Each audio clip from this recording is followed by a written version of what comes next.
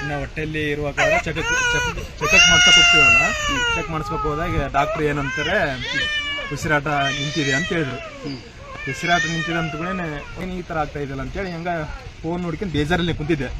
ಬೇಜಾರಲ್ಲಿ ಕುಂದಿರ್ಬೇಕಾದ್ರೆ ಅಮ್ಮಂದು ಬಂದ್ಬಿಡ್ತಿದ್ದೆ, ದುರ್ಗಾ ಪರಮೇಶ್ವರಿ ಕಡೂರಿಂದ ಬಂದ್ಬಿಟ್ಟು ಅಮ್ಮನ ನೆನೆಸ್ಕೊಂಡ್ಬಿಟ್ಟೆ.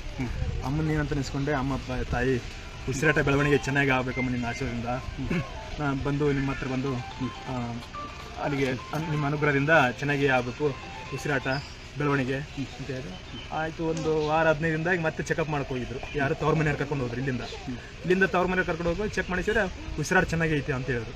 ಅವಾಗ ಒಂದು 15 ದಿನ ಬಿಟ್ಟು ಈ ಕಡೆ ಬಂದು ಅಮ್ಮನ ದರ್ಶನ ಮಾಡ್ಕೊಂಡು ಹೋದ್ ನಾವು ಒಬ್ಬರೇ.